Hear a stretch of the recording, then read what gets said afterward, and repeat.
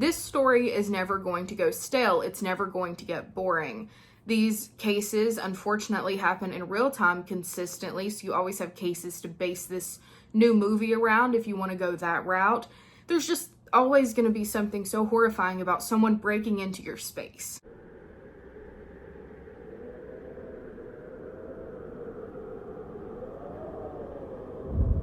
I think The Strangers was one of the best films to center an entire franchise around. I mean, from a business perspective, this story is never going to go stale. It's never going to get boring. These cases, unfortunately, happen in real time consistently, so you always have cases to base this new movie around if you want to go that route.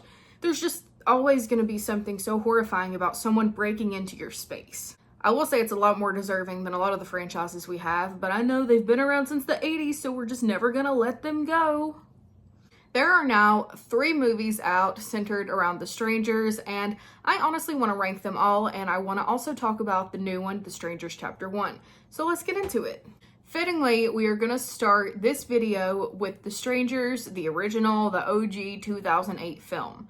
This one is my 3rd favorite, so it's in last place, but take that with a grain of salt because this is probably my favorite franchise, except for the Terrifier films. This is like right up there, so even though it's my least favorite, it's one of my favorite movies. And I'm going to tell you guys about it. This movie in particular will contain spoilers. The other 2 won't because they're on the newer side. But this film came out in 2008. If you haven't seen it, that's not my fault. So, in The Strangers, we follow a couple returning to their vacation cabin after one of their friends' weddings. And we also find out that they're acting a little somber because the boyfriend in the scenario tried to have a wedding himself by popping the question and was told no. So they get back to the cabin. It's really uncomfortable. There's like rose petals everywhere. Like he was fully prepared for a yes, and I cannot imagine how uncomfortable that was. So we're already kind of thrown into a really negative situation. Our vibrations are low. It's a sad thing, and it's really sad to, watch them kind of put their relationship to bed. After a knock at the door and a stranger asking, "Where the heck is Tamra?" they are thrown into a night of chaos and a fight for their lives that they lose.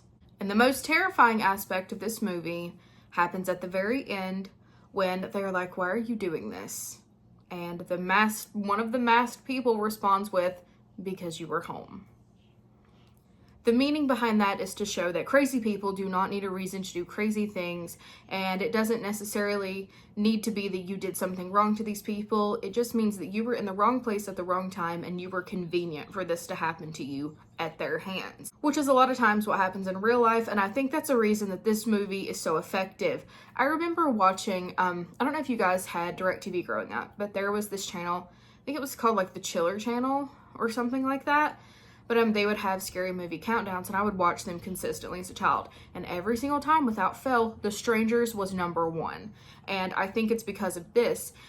It's just the realization that people don't need a reason to harm you. And it's a very true thing. I mean, I think it just triggers a guttural response. And I think it's effective.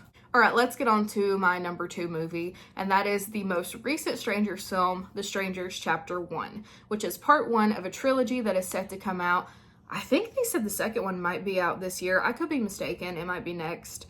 But I think they're coming out pretty rapidly, but this is part 1. So this one's spoiler free because I just saw it last Thursday. It's very new, so don't worry, you're safe. So we're following a couple that are on a road trip and they get lost out in the middle of the woods and stumble upon a very cute small town.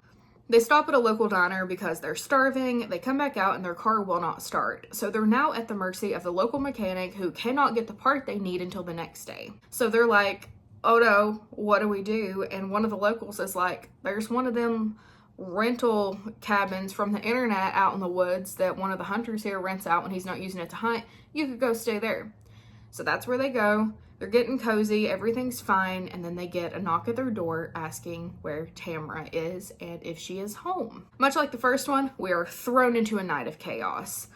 I will say this one, I've seen a lot of people not like this one. I think, okay, personally, I didn't think it was gonna be as closely related to the first one. It looks like they had the bones of the first movie and just switched out a few things. So there's a lot of similarities. I saw a lot of similarities to The Strangers Prey at Night as well.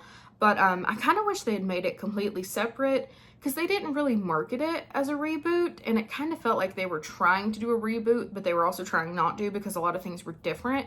So I'm not really sure what their goal was there, but I think that confusion is making people dislike it.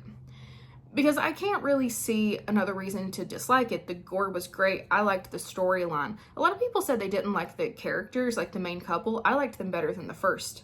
So I don't know about that. I thought everything was good. I thought the masked people were incredible. So, I mean, I really think it might just be that confusion, which is valid. But now let's get into my top favorite one, and that is The Strangers Prey at Night. So unlike the other two, this one does not follow a couple, it follows an entire family who has stopped at a campground on a road trip. Unfortunately, other cabins and the possibility of other people around does not stop these masked people from torturing this family.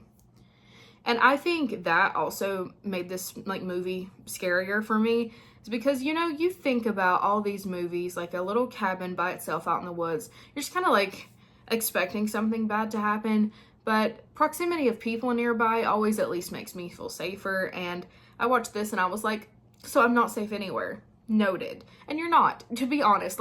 That's so blunt, but I feel like that's the lesson behind these movies, is you are not safe anywhere. Now, I don't know about The Strangers Prey at Night, but I do know the 2008 film The Strangers was inspired by the murders of Sharon Tate and her friends.